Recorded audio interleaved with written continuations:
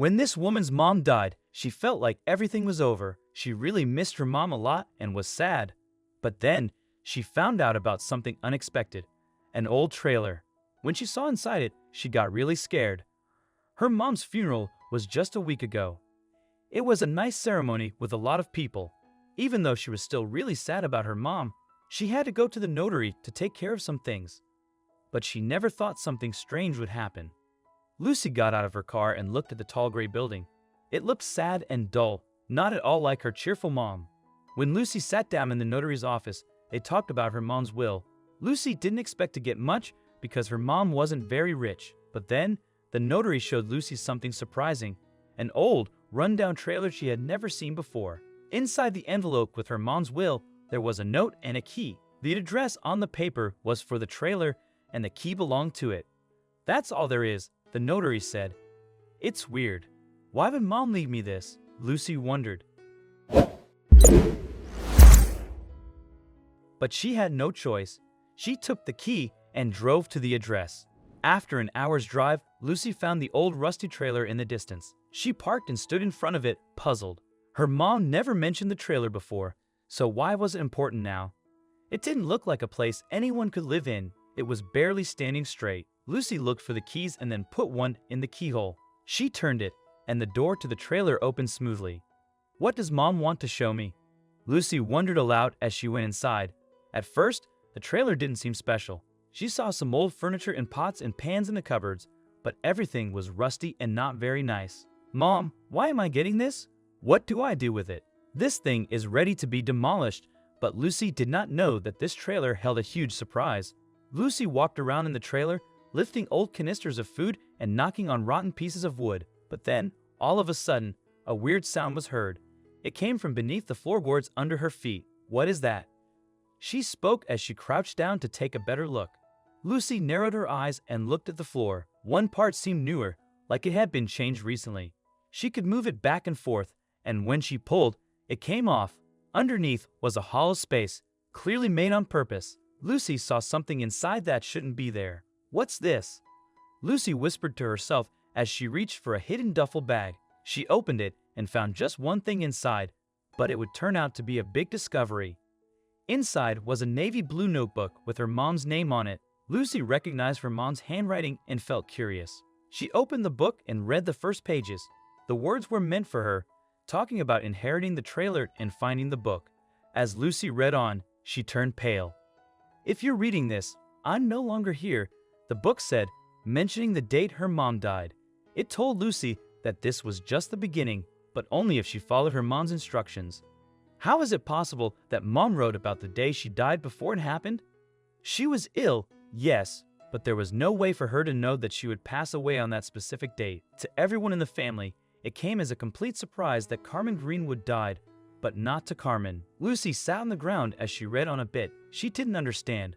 Her mother all of a sudden seemed far more mysterious than Lucy ever realized. It was clear that the old woman held some secrets.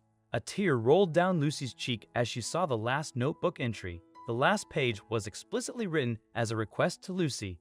It told the confused daughter the following: "Go to the green cabin where memories were born." Lucy's cheeks were fiery red from crying. "Why are you doing this, Mom? Why did you know you were going to die? And why this scavenger hunt?" Lucy felt 1,000 emotions coursing through her body, but she also knew the cabin her mother was talking about. The green cabin where memories were born referred to the green vacation home she and her family visited when Lucy was young. It was their first holiday together when Lucy was just 7 years old. The rest of the book was empty, so Lucy got all the information her mom left her. That meant there was only one thing left to do. Lucy needed to go to the green cabin. So she got into her car and drove to the lake where the cabin was. It took about an hour to get there, and Lucy's mind was full of thoughts with all this new information. Something felt strange. Why was Mom being so mysterious? After driving for an hour, Lucy finally arrived. She saw the green cabin from her childhood in the distance. It was old and worn, but still a special memory. Lucy went to the cabin and opened the creaky door. It wasn't locked because it had been empty for years. Inside, it was quiet except for one thing, an old picture frame on the fireplace mantel. Lucy grabbed the photo and was surprised to see her mom in it with a group of unknown people. There was writing on the back that said, find the man in the red scarf? He will tell you everything." Lucy saw a man in a red scarf standing next to her mom, but she didn't recognize him. There was an address on the back of the photo that might lead her to him, and there was an old key on the mantle. Lucy's curiosity grew as she followed the clues. She searched online and found out the address belonged to an old tavern about 30 minutes away. Lucy had no choice but to follow this lead, so she packed up and hit the road again.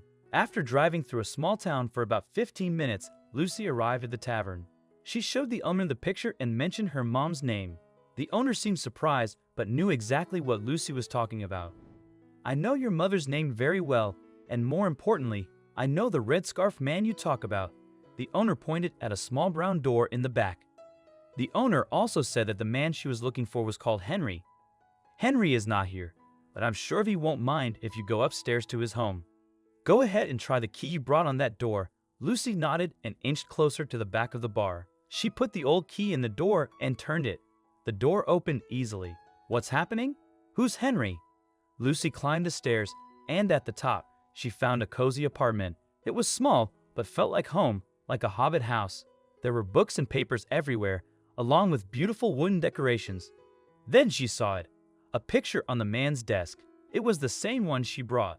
It had the man in the red scarf, other people she didn't know, and her mom. What's happening?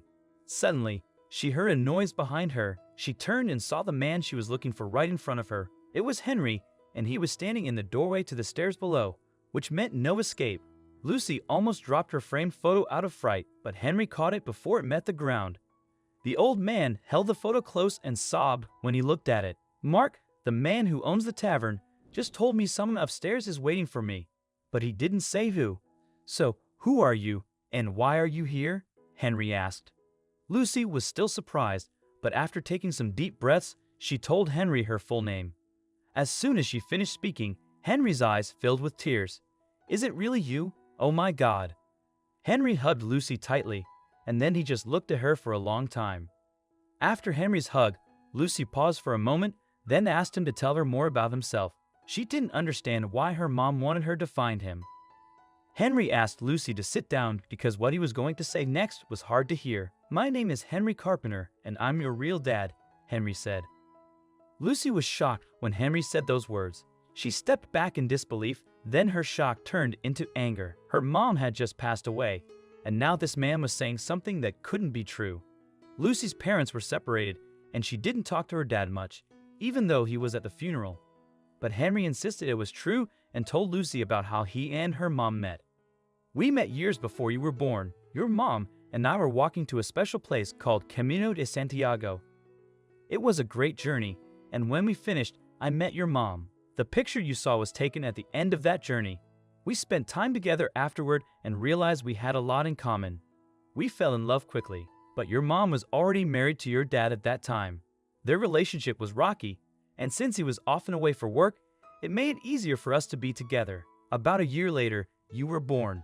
I wanted to be with your mom, but I didn't want to cause any trouble.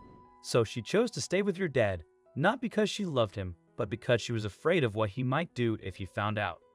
Your father was a dominant man who also happened to be extremely jealous. So, to keep herself and the baby inside her belly safe, Carmen chose to keep the relationship a secret and tell her husband that the baby was his. I was asked to stay away so she could try and live a normal life, and I respected her wishes. Years later, I heard that your mother did eventually separate from that horrible man." Lucy nodded and told Henry they never had a great bond after that.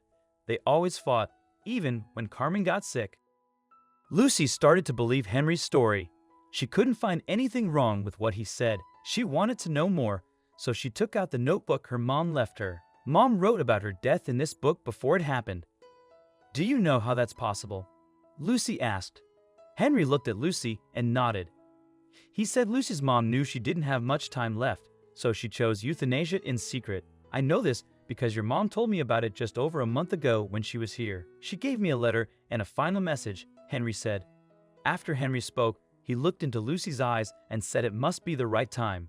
They opened the letter together. The letter was for both Henry and Lucy. Lucy's mom said she was happy that after all these years, her daughter and Henry could finally meet. The letter also confirmed Henry's story as Lucy's biological father. It talked about Lucy's mom's love for both of them. At the bottom of the letter was a code. Use this code at Capital Bank. It will help you get my money. I plan my death to make sure my ex-husband doesn't get any of it, the letter said. Both Henry and Lucy cried. Then they went to the bank together. The code opened a safe with all of Lucy's mom's money. Inside was Lucy's birth certificate, signed by both her mom and Henry. This made their new family bond official.